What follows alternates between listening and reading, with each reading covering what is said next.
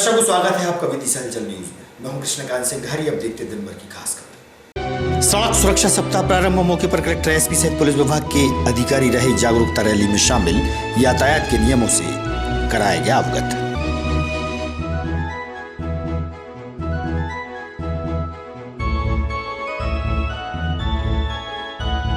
मकर संक्रांति का पर्व आते ही बेतवा उत्थान समिति ने की बेतवा के घाटों की साफ सफाई, मनाया 20वां स्थापना दिवस।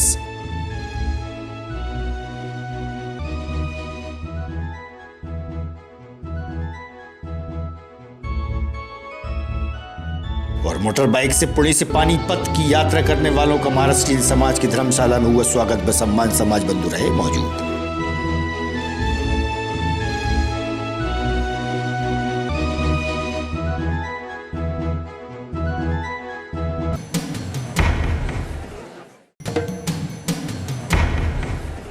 अब खबर विस्तार से। यातायात पुलिस विभाग द्वारा सड़क सुरक्षा सप्ताह अभियान प्रारंभ कर दिया गया है। स्वामी विवेकानंद चौराहे से यात्रा प्रारंभ होकर नगर के मुख्य मार्ग से होते हुए जागरूकता रैली निकाली गई।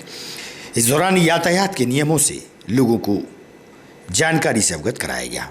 कलेक्टर उमाशंकर भार्गव, एसपी मोनिका शुक्ला सहित पुलिस विभाग के अधिकारी और कर्मचारी शामिल रहे।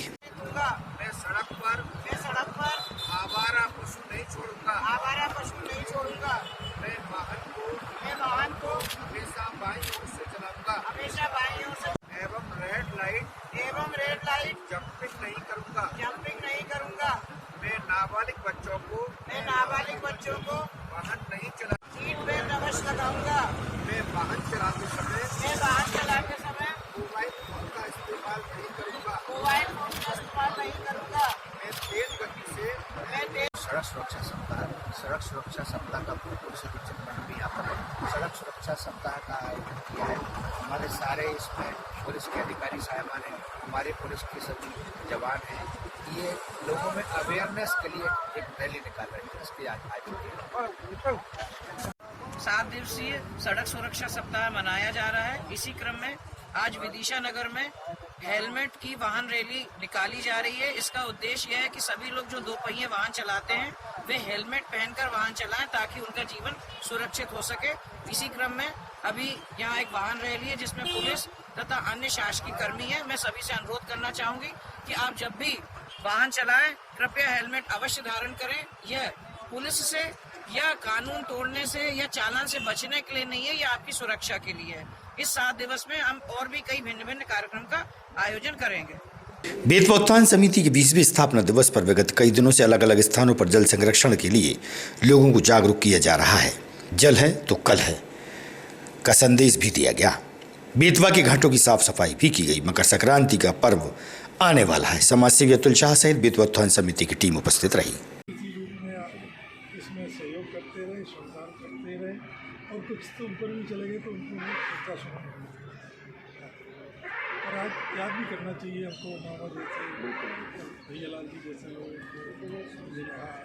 इन लोगों को याद करना चाहिए। का ध्यान आया, उनकी ही प्रेरणा से मैं श्रमदान की रही थी।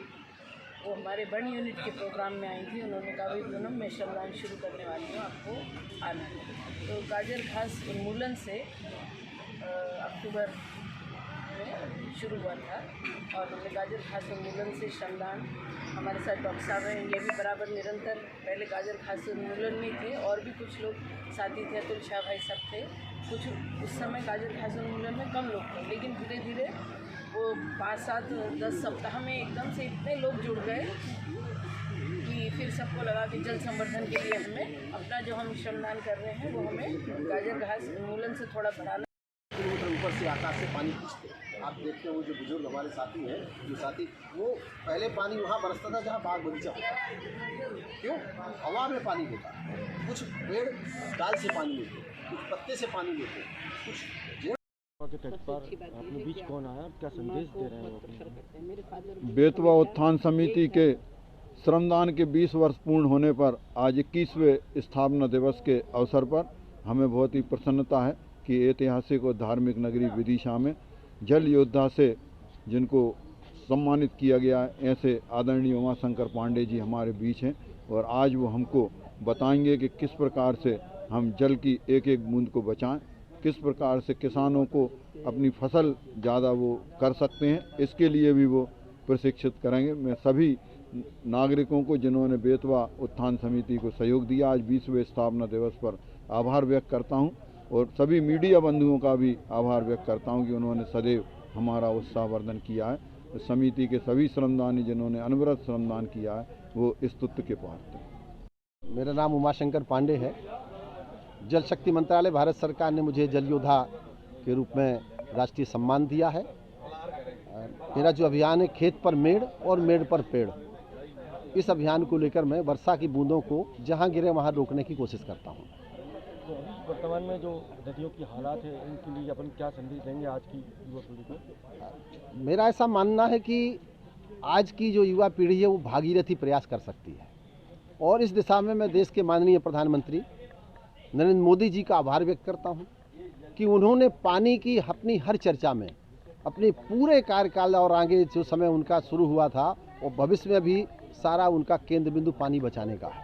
उत्तर प्रदेश और माननीय मध्य प्रदेश के माननीय मुख्यमंत्री जी श्री चौहान साहब के नेतृत्व में हम सब जल की ओर बढ़ रहे हैं, और चूंकि ये तरीके से अब हमारी जो हमारी सोच है, सोच पर यह तय होता है कि पानी बचाया कैसे जाए। पानी बचाना सरकार से कहीं अधिक समाज का भी काम है, और सदियों से हम तालाब और कुआं, नदियां समाज बचाता रहा है। इस काम में समाज को पहल करनी होगी। देखा जा रहा है कि नदियों किनारे अतिक्रमण है, जलसाव में अतिक्रमण कर लिया, तालाबों पर अतिक्रमण कर लिया, मकान बना लिए, उसके लिए जिस तरीके से अपन प्रयास करेंगे, रोकेंगे, उसके लिए देखिए जो अतिक्रमण करने वाले लोग बाहर के नहीं हों, वो भी हमारी समाज के ही तो लोग हैं। हमारे कुएं में अगर कचरा डालें तो भी तो हमारे समाज के लोग हैं। हमें उन्हें मोटिवेट करना पड़ेगा, उनको हमें बताना पड़ेगा। वो अनभिज्ञ हैं, वो जानते नहीं हैं कि नदियाँ हमारी माँ है, और माँ के साथ अगर हम माँ के शक्ति का दुरुपयोग करते हैं तो माँ क्षमा नहीं करेगी, कि माँ भी दंड देगी।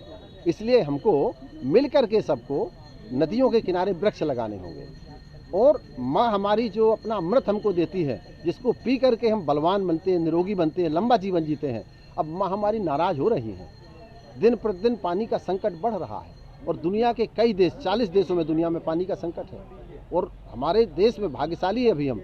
अगर तृतीय विश्व युद्ध होगा कहीं दुनिया में कहीं होगा तो पानी के लिए हो सकता है, लेकिन भारत में ना हो, इसके लिए मैं बेतवा उत्थान जो समिति अभी दिशा में अपनी, इस समिति ने जो प्रयास किया है इसकी मैं पूरी तरह से भूर प्रशंसा करता हूँ। इससे जुड़े हुए सभी व्यक्ति एक भागीरथ हैं, उन भागीरथ प्रयासों की जितनी सराहना की जाए वो कम है।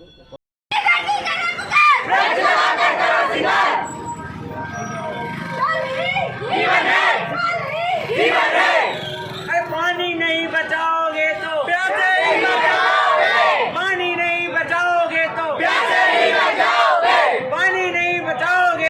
मैं SSL जैन कॉलेज से हूँ। आज क्या सीखा है आपने, यहाँ पर क्या मैसेज मिला है आपको? सर मैंने सीखा है कि जल हमारे लिए बहुत ही आवश्यक है। अगर हम इसको नहीं बचाएंगे तो आगे हमारे लिए जल की कमी महसूस करना पड़ेगी, और इससे हमारा आगे का जो जीवन है वो मुसीबत में पड़ सकता है। हमारा जीवन क्योंकि जल है तो कल है, इसलिए जल को बचाना अति आवश्यक है। सर मेरा नाम सपना सिलावट है, मैं STI कॉलेज की छात्रा हूँ। क्या सीखा आपने और क्या महसूस किया यहाँ पर आकर? सर मैंने सीखा है कि हमें बेतवा नदी को किस तरह से साफ और स्वच्छ रखना है। दूसरों को भी हमने ये संदेश दिया है कि हमें बेतवा को गंदा नहीं करना है, उसमें रेपा वगैरह नहीं फैलाना है, हमें उसको स्वच्छ रखना है। अगर जल है तो जीवन है, और जल है तो कल है। इसमें सबसे बड़ा कारण क्या बन रहा है? गंदी हो रही है बेतवा। यस सर, गंदगी हो रही है। क्यों हो रही है? इसकी वजह हम खुद ही हैं, क्योंकि हम नदी में जाते हैं, कपड़े धोते हैं, अपने गायों भैंसों को, जानवरों को नहलाते हैं, अपने मोटरसाइकिल वगैरह भी धोते हैं। अगर हम ऐसा ना करें तो हमारी ये बेतवा स्वच्छ रहेगी। SSL जैन PG कॉलेज का छात्र हूँ, और मैं सिंगल यूज़ प्लास्टिक के बारे में बोलना चाहूँगा। जैसे कि प्लास्टिक को आपको पता है कि प्लास्टिक नष्ट होने में बहुत समय लगता है, तो प्लास्टिक का यूज़ बंद होना चाहिए। और अभी जैसे 14 जनवरी को हमारी संक्रांति है, तो बेतवा घाट पे जाकर जो लोग स्नान करेंगे वो वहाँ वस्त्र छोड़ कर आते हैं, तो मैं उनसे बोलना चाहूँगा उन वस्त्रों का जो भंडार लग जाता है उसका कोई अर्थ नहीं रहता, उससे हमारी बेतवा प्रदूषित होती है। तो इसलिए मैं बोलना चाहूँगा 14 जनवरी को जो भी जाए तो यहाँ वस्त्र छोड़ के ना आए, उससे हमारी बेतवा प्रदूषित ना हो। तनुश्री प्रजापति है, मैं खरी फटा लड्डा एजेंसी के पास रहती हूँ। आजकल देख रहे हैं पॉलीथीन से कितना परेशान होना है। आजकल ऐसे विदिशा में बताया गया है कि पॉलीथीन बंद की जाएंगी, बट अभी तक कोई पॉलीथीन बंद नहीं हुई है।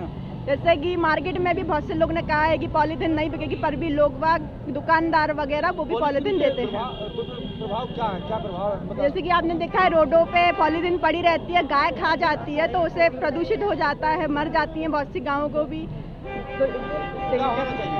हानि होना चाहिए, पॉल्यूशन को बंद करना चाहिए। पुणे से दोपहिया वाहन से पानीपत तक की यात्रा करने वालों का महाराष्ट्रीयन समाज धर्मशाला में स्वागत व सत्कार किया गया, जहां मराठा समाज के इतिहास पर भी प्रकाश डाला गया। तत्पश्चात यात्रा विदिशा से रवाना की गई। समाज बंधु रहे मौजूद। हमें उससे अवगत कराएंगे। आमंत्रित कर रहा हूँ श्री संदीप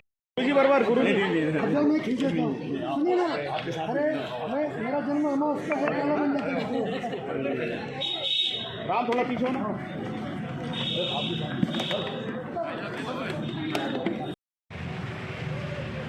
या देवी सर्वभूतेषु शक्तिरूपेण संस्थिता नमस्तस्यै नमस्तस्यै नमस्तस्यै नमो नमः। हुआ अब्दाली दिल्ली के गद्दी पे बैठ नहीं पाया। अपने द्वारा चिन्हित निश्चित व्यक्ति को बादशाह नहीं बना पाया। उसका जो चहेता था नजीब खान रोहिला, उसको वो हिंदुस्तान का वजीर आज़म बना नहीं पाया। वह जैसे तैसे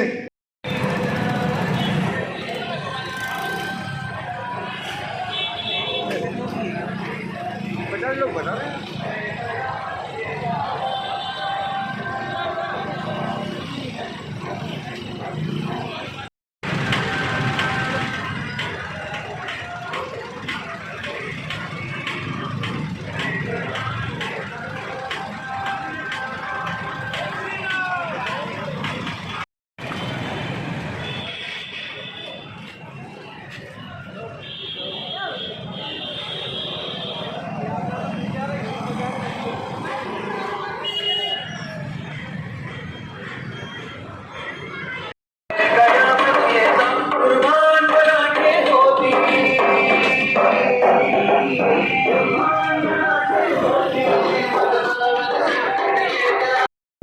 इस यात्रा का एक कार्यकर्ता हूँ।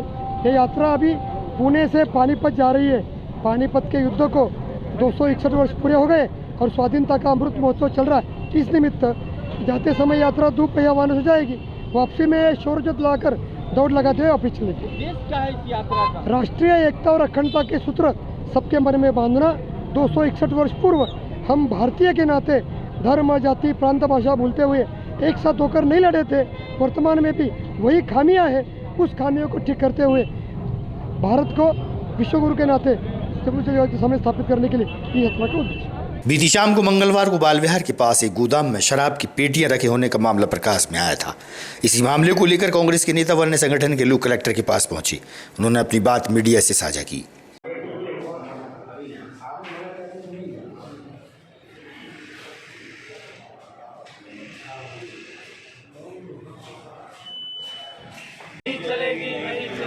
भाजपा नेताओं की गुंडागर्दी साथ आओ ना भैया। कलारी हटाओ, कलारी हटाओ, कलारी हटाओ, कलारी हटाओ, कलारी हटाओ, युवा पीढ़ी बचाओ, कलारी हटाओ, युवा पीढ़ी बचाओ, कलारी हटाओ, युवा। अजय कटारे, अध्यक्ष हूँ ब्लॉक कांग्रेस कमेटी का। आज के संबंध में क्या प्रश्न? यहाँ पर हम ये माधवगंज के जो शराब ठेकेदार हैं उनके द्वारा अवैध रूप से शराब का संग्रह किया जा रहा है। अवैध रूप से शराब का पूरे शहर में विक्रय करवाया जा रहा है। अवैध रूप से उन्होंने वहाँ दुकान खोल ली, किसकी अनुमति से प्रशासन ने कब दी, उस सबको लेकर सारा शहर परेशान है। वहाँ के रहवासी उनसे परेशान हैं। और कल हमें सूचना मिली कि इन्होंने इनकी किसी गोडाउन में दुकान में शराब रखी हुई है। हमने सारे अधिकारियों को फ़ोन लगाया। 1000 पेटी शराब उसके अंदर थी, लेकिन फ़ोन लगाने के बाद जब तक प्रशासन जागा तब तक 700 पेटी इन्हें उठा के अपनी दुकान में रख ली और 386 पेटी की इन्होंने जब्ती दिखाई है। अब हम आज यहाँ प्रशासन से ये मांग करने आए हैं कि 1000 पेटी की पूरी जब्ती बनाई जाए। ठेकेदार के विरुद्ध 34(2) का मामला पंजीबद्ध किया जाए। इस ठेकेदार का लाइसेंस निरस्त किया जाए और उसको ब्लैक लिस्ट किया जाए कि आगे से इस तरह के लोगों को आबकारी के ठेके कभी ना मिल सके। संगठन का संरक्षण किस संबंध में आज ज्ञापन सौंपे हैं आप लोग? आज हम इस संबंध में आए हैं कि बाल विहार में जो कलारी शिफ्ट हुई है सब्जी मंडी के पास, हम उसको लेके आंदोलन कर रहे थे। अब वो शिफ्टिंग होने के बाद उनने जो गोडाउन वहाँ पे सामने संचालित कर रहे थे, आबकारी अधिनियम के तहत गोडाउन का लाइसेंस लेना पड़ता है और जब जब उस गोडाउन से माल निकलता है उस पेटी का एक चालान कटता है, तब वो बिक्री पे जा पाती है। तो पिछले 6-7 दिन से गोडाउन में जितनी भी शराब पेटियां रखी थी, कल हमें सूचना मिली तो 1000 पेटी थी, पिछले 6-7 दिन से कितनी पेटियां वहाँ से उठ गई होंगी और उसका चालान कटता है। हम ये चाहते हैं कि जो चालान कटे थे, जो पेटियां वहाँ पे जब्त हुई हैं, उस पर 34 लोगों की कार्रवाई करके उस पर मुकदमा दर्ज किया जाए, क्योंकि ये पैसा सीधा सीधा जनता का पैसा है। क्योंकि जो चालान कटता है उसका जो टैक्स आता है वो प्रशासन को आता है, वो प्रशासन का पैसा जनता पे आता है। तो ये तो जनता के पैसों के साथ धोखा किया जा रहा है, किसकी आड़ में किया जा रहा है। कल जब हम गए थे, आपको हम वीडियो देंगे एक, उस वीडियो में अजय कटारे जी जब मीडिया साथियों के साथ अपना इंटरव्यू दे रहे थे, जो सामान उठाने वाले लोग थे पीछे ऐसे विक्ट्री का साइन करके हंस रहे थे।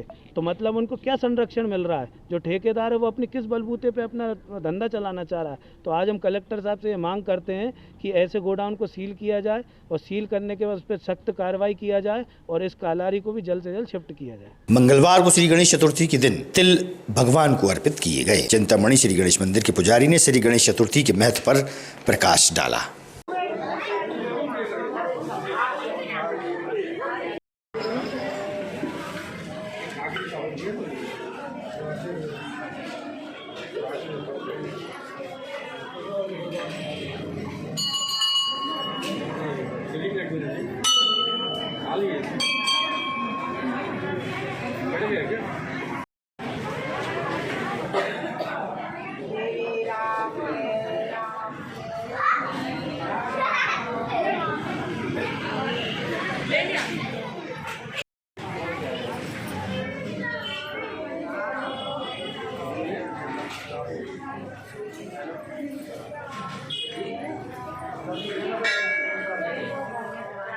महत्व है आज का?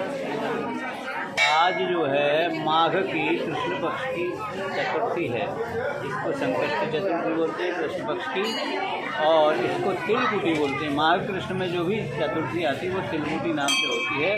आज भगवान गणेश जी को तिली के लड्डू चढ़ाए जाते हैं, 5 गणेश जी को दिए जाते हैं, 5 ब्राह्मण को दिए जाते हैं दक्षिणा के साथ में। आज की तिलकुटी का बहुत ज़्यादा महत्व है। जो व्यक्ति आज की तिलकुटी के दिन भगवान से मनोकामना मांगता है, मनोरथ करता है, वो उसे पूर्ण फल उसका प्राप्त होता है, वो मनोकामना उसकी पूर्ण होती है। विदिशा निवासी सना खान द्वारा एक बड़ी उपलब्धि हासिल की गई है। मध्यम वर्गीय परिवार में परवरिश के बाद इनका इसरो में चयन हो गया है। इसरो में चयन होने पर टी आशुतोष सिंह ने बधाई और शुभकामनाएं दी हैं।